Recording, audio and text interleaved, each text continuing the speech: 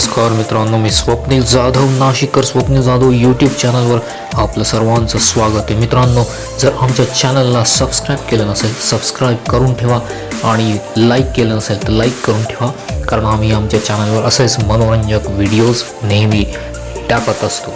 तर चला मित्रांनो, आजचा जो विषय आहे तो सुरू करूया. मित्रांनो, आजचा विषय हा पेशवाई जी होती तिच्याशी संबंधित आहे. कुणी म्हणतं वंदा पेशवाईला, कुणी म्हणतं निंदा पेशवाईला, पण फॅक्ट काय आहे ते आज आम्ही आपल्यासमोर मांडणार आहोत. पेशवाईची मराठेशाही चांगली की पेशवाई चांगली, मराठेशाही आणि पेशवाईमधला फरक याबद्दल आज आम्ही आपल्याशी बोलणार आहोत. तर चला मित्रांनो, हा व्हिडिओ लगेच सुरू करूया. व्हिडिओ सुरू करण्याआधी पुन्हा एकदा सांगतो, सबस्क्राईब करून ठेवा आणि लाईकही करा. जर व्हिडिओ आवडला तर कमेंटही करा, याबद्दल सांगायला वेगळं नकोच. तर चला मित्रांनो,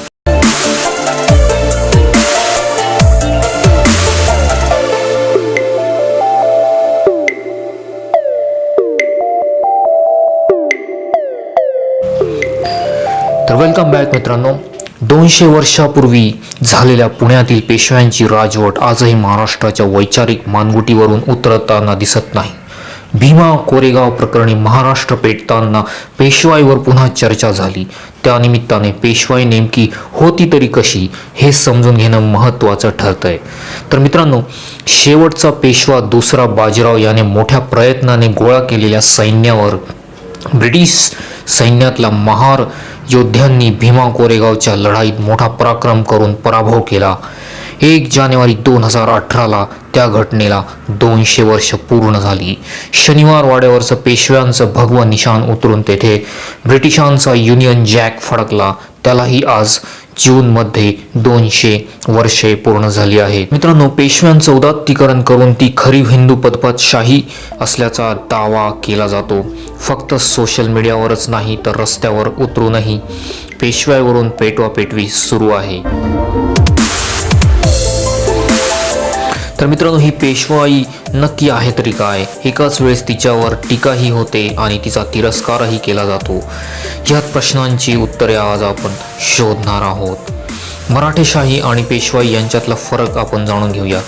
अनेकदा मराठेशाहीचा इतिहास छत्रपती शिवाजी महाराजांपासून सुरू होऊन पेशवाईच्या अस्तापर्यंत सांगितला जातो. त्यामुळे मराठेशाही आणि पेशवाई यात फसगत होते. मित्रांनो, पेशवाईच्या इतिहासावर अधिकारवाणीने लिहिणारे तरुण लेखक हे मराठेशाही व पेशवाई या 2 स्वतंत्र संकल्पना आहेत असे सांगतात. संभाजीपुत्र शाहूंच्या नंतर नामधारी छत्रपती असले तरी त्यांचं मराठा सरदारांचं मराठा मंडळ किंवा राजमंडळ सातारा दरबारात कार्यरत होतंच, पण त्याला महाराष्ट्राच्या राजकारणात स्थान नव्हतं. उदाहरणार्थ, थोरले बाजीराव पेशवे असताना खंडेराव दाभाडे सेनापती होते. त्यांच्या मृत्यूनंतर सेनापतीपदाचं महत्त्व संपलं. त्यानंतर पुण्यात पेशवाई आणि साताऱ्यात मराठेशाही समांतर सुरूच राहिले.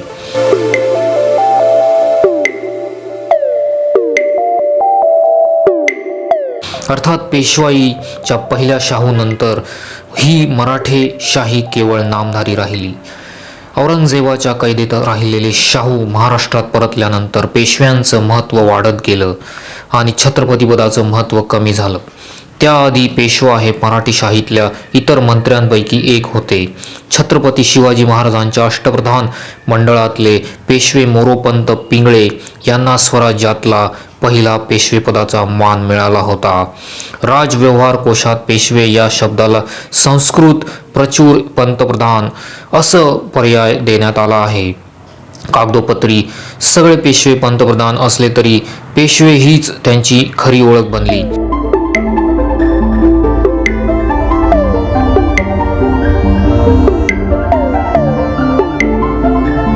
हा मूळ फारसी शब्द असून त्याचा अर्थ पुढे किंवा समोर असा आहे. थोरल्या बाजीरावांची कमाई. मित्रांनो, शिवाजी महाराजांनंतर शाहूपर्यंतच्या धामधुमीच्या काळात 4 ते 5 पेशवे झाले. त्यात रामचंद्र पंत अमात्य हे महत्त्वाचं नाव आहे. शिवाजी महाराजांचे महत्त्वाचे आदेश आज्ञापत्रातून एकत्र करून त्यांनी आपलं नाव इतिहासात अजरामर केलं. महाराणी ताराबाई ही काही काळ या पदावर असल्याचं उल्लेख सापडतात. शाहूंचे पहिले पेशवे बहिरोबा पिंगळे यांना कान्होजी आंग्रे यांनी कैदेत टाकलं. त्यामुळे 17 नोव्हेंबर 1713ला पुण्याजवळच्या मांजरी या गावी बाळाजी विश्वनाथ भट्ट यांना पेशवाईची वस्त्र मिळाली. बाळाजींनी थेट दिल्लीला जाऊन छत्रपती शाहूंसाठी स्वराज्याच्या सनदा आणून त्याची परतफेड केली. थोरला बाजीराव यांनी पेशवाईला खऱ्या अर्थानं बळ दिलं. ते पराक्रमी तर होतेच, पण शक्यतो सगळ्यांना सोबत घेऊन जाण्याच्या वृत्तीमुळे त्यांना फायदा झाला. पण बाजीरावांचा मुलगा नानासाहेब या वृत्तीच्या बरोबर उलट होते.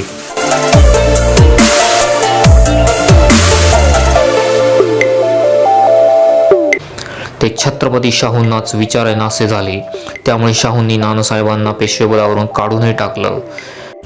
मित्रांनो, पेशवाई म्हणजे भयंकर चढ उताराची 6 दशकं होती. पेशव्यांची जागा घेण्यास इतर कुणीही तयार नव्हतं. शेवटी हतबल झाल्यामुळे शाहूंनी मृत्यूपूर्वी ऑक्टोबर 1749ला सत्तेचे सर्व अधिकार नानासाहेबांना वंशपरंपरागतपणे दिले. त्यामुळे त्यानंतरचे सगळे छत्रपती आताच्या राष्ट्रपतींसारखे फक्त सह्यांपुरते उरले. बाळाजी विश्वनाथ पेशवा बनल्यानंतर सुरू झालेला पेशवाईवर 18व्या शतकाच्या मध्याला शिक्कामोर्तब झालं. त्यानंतर पुढची 60 वर्षे पेशवाईतल्या भयंकर चढउतारांची होती.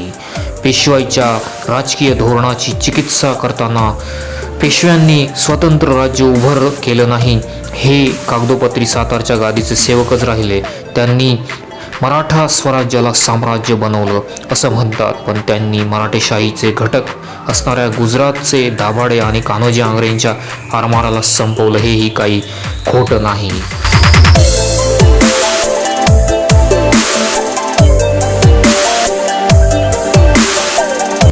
नागपूरच्या भोसलेंना आपल्या अंकित ठेवण्याचा प्रयत्न केला. छत्रपती पदावरील राजा नामधारी राहील याची काळजी घेतली. त्यांनी मराठेशाही नाही तर पेशव्यांचा प्रभाव वाढवला. पेशव्यांनी मुस्लिमांचा बिमोड केला असंही म्हणता येत नाही, कारण हैदर अलीचा कर्नाटकात उदय होण्याजोगी परिस्थिती त्यांनीच तयार केली. त्यांनी वारंवार संधी असूनही निजामाला कायमस्वरूपी संपवलं नाही. मोगलाईलाही बुडवलं नाही. इंग्रजांना वेळीच रोखलं नाही. उलट राजपुतांसह हिंदू राजांना दाबण्याचाच प्रयत्न केला. त्यामुळे त्यांचं निश्चित राजकीय धोरण दिसत नव्हतं.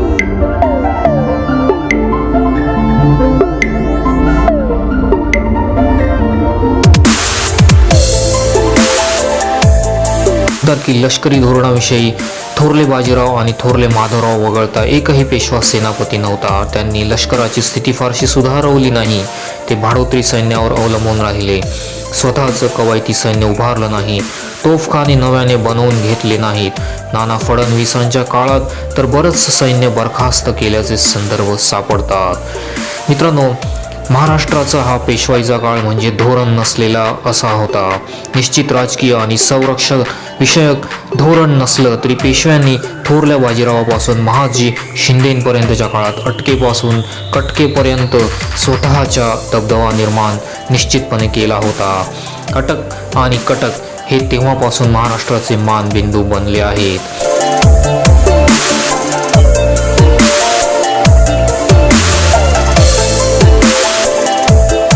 मित्रांनो, अटक आपल्याला माहितीच असेल की आजच्या पाकिस्तानात सिंधू नदीच्या काठी आहे. 1758 मध्ये झालेल्या अटकच्या युद्धात राघोबा दादा आणि तुकोजी होळकर यांच्या सैन्याने अहमद शाह अब्दालीला हरवून अटक आणि पेशावरही जिंकलं. लाहोर, मुलतान आणि काश्मीर हे सुबेही जिंकले. पुढच्या 2.5 वर्षातच अब्दालीने पानिपत येथे मराठ्यांना हरवलं. कटक हे देशाच्या पूर्व टोकाला आजच्या ओडिशा राज्यात येतं. नागपूरच्या रघुजी भोसलेंनी 18व्या शतकाच्या मध्यात चांदा, छत्तीसगड, संबळपूर हे सुबे जिंकत कटकवरही ताबा मिळवला. ते जवळपास 50 वर्ष भोसलेंच्या ताब्यात होते.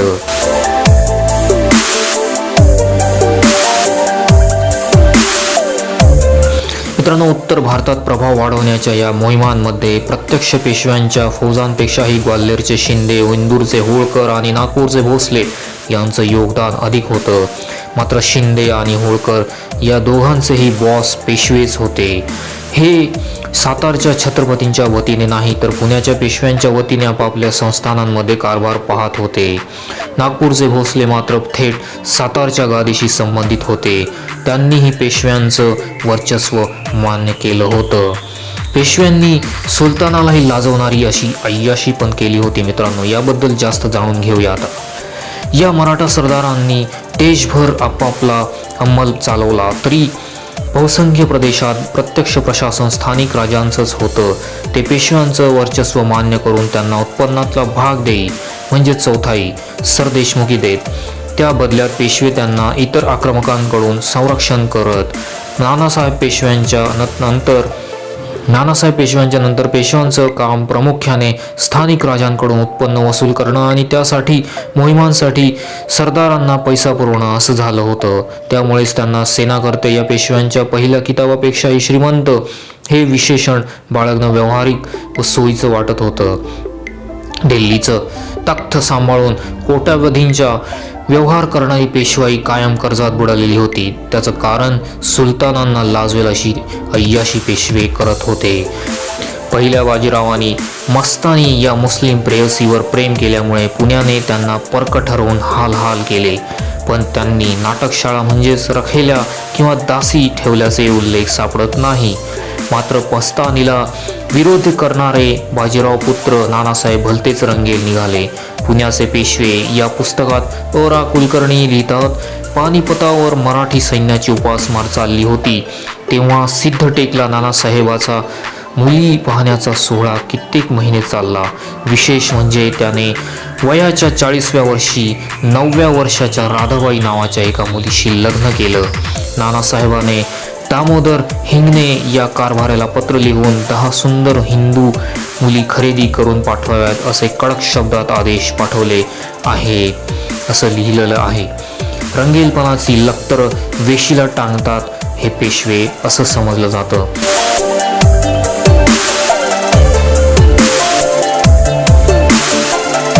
डॉक्टर वर्षा शिरगावकर यांच्या पेशव्यांचे विलासी जीवन या पुस्तकात पेशव्यांच्या रंगेलपणाची लक्तरच समोर आलेली आहेत. रघुनाथरावांच्या जनानखान्यात मैना, उमेदा, यमुनी, लाडू, केसरी, रत्ना, स्वरूपा, श्यामा नावाच्या रखेल्या होत्या. मनुबाई आणि सुंदराबाई या आवडत्या नाटकशाळांना त्यांनी पुण्यात घर बांधून दिलं होतं आणि त्यांना सगळा खर्च सरकारी खजिन्यातून चाले. प्रभाकर या प्रसिद्ध शाहिराने अवघ्या 21 वर्षांचं आयुष्य असणाऱ्या सवाई माधवरावांच्या 700 नाटकशाळा असल्याचा उल्लेख एका लावणीत केला आहे. तर होनाजी बाळाच्या लावणीत सवाई माधवरावांच्या रंगमहालाचं वर्णन असं केलं आहे. रंगमहाली आनंद खाली भोगितो स्वामीस चित्तापासुनी एकीचे हाती पीक पात्र एक द्वारात पद्मिनीपुरी नाना नक्षीचे विडे घेऊनी पुढे आपापले करी मुखी घालवा वयासी सिद्ध होऊनी प्रसिद्ध सदनांतरी एक उभी करून शृंगार एक घेऊनी फुलांचे हार एक धरुनिया द्वार हा इश्काचा परिवार. तर मित्रांनो, दुसऱ्या बाजीरावाचा तर विकृतच तऱ्हा होत्या. दुसऱ्या बाजीरावाच्या काळात तर बदफैलीपणाची परिसीमाच झाली. 13व्या वर्षीच त्याला गुप्तरोग झाल्याची तक्रार त्याच्या आई आनंदीबाईंनी नोंदवली. त्याला 11 बायका होत्या, शिवाय अनेक रखेल्या होत्या. त्यांच्यासाठी सरकारी हिशेबामध्ये विलास प्रकरण या शीर्षाखाली खर्चाचा नोंदी होत असे. वर्षा शिरसगावकर लिहितात की त्यात अनेक कुलीन स्त्रियांना दिलेल्या रकमेच्या नोंदी आहेत. त्यावरून काही सरदारांच्या विवाहित स्त्रियाही बाजीरावाच्या खास मर्जीतल्या होत्या असं दिसतं. विवाहित स्त्रियांशी संबंध राखणं आणि नंतर त्यांच्या पतीची त्याबद्दल तरक्की करणं ही बाजीरावाची खोड होती. महात्मा ज्योतिराव फुले या ग्रंथात प्रख्यात इतिहास अभ्यासक आणि चरित्रकार धनंजय कीर यापुढे जाऊन लिहितात, रावबाजीच्या म्हणजेच दुसऱ्या बाजीरावाच्या अपेक्षित भेटीच्या भयामुळे वाईतल्या अनेक महिलांनी विहिरीत उड्या टाकून जीव दिला होता. तो सदा न कदा बदफैली स्त्रियांच्या घोळक्यात वावरे. त्याच्या राजवटीत एक ब्राह्मण स्त्री बाईने बुधवार वाड्यापासून विश्रामबाग वाड्यापर्यंत भर रस्त्यातून दिवसा विवस्त्र चालून दाखवून पैज जिंकली होती असं म्हटलं जातं. सत्ताधाऱ्यांचा संकुचित जातीय दृष्टिकोन होता. मित्रांनो, विजय तेंडुलकरांच्या घाशीराम कोतवाल या नाटकात उत्तर पेशवाईत सत्तेमुळे आलेल्या विकृतीचं भयंकर वर्णन आलं आहे. शिवाय त्या काळात नग्नपूजेचे स्तोम माजलं होतं आणि घटकंचुकीची सारखे अनैतिक खेळ खेळले जात होते असे उल्लेख सापडतात.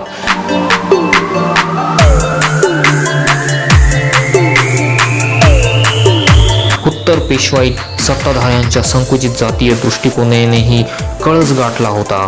धनंजय कीर त्यांचं वर्णन करताना लिहितात, तेव्हा ब्राह्मणांना, विशेषतः चित्पावन ब्राह्मणांना शासन संस्थेत आणि सामाजिक क्षेत्रात उच्च पदे देण्यात येत. इतर जातीतील पुरुष कितीही कर्तबगार, लायक आणि पराक्रमी असले तरी त्यांना खालचा दर्जा देणं हीच त्या राज्याची प्रथा असे.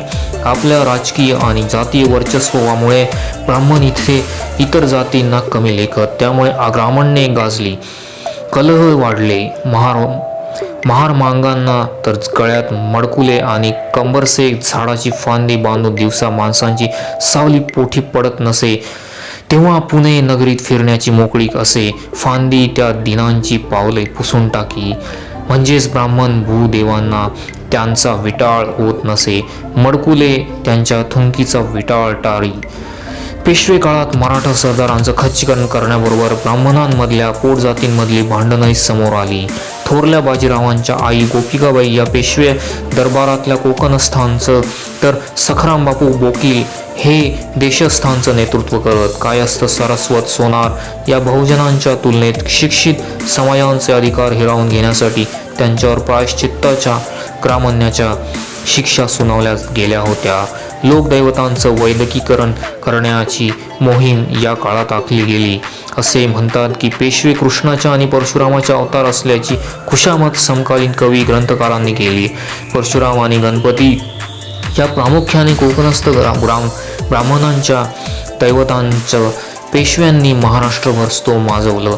त्याचवेळी विठ्ठल, ज्योतिबा, खंडोबा, अंबाबाई, रेणुका लोकदैवत आणि वैदिकीकरण करण्याची मोहीम चालवली गेली. सवाई माधवरावांनी आदेश काढून पंढरपूरच्या विठ्ठल मंदिराच्या परिसरात अस्पृश्यांना फिरकण्यास मनाई केली.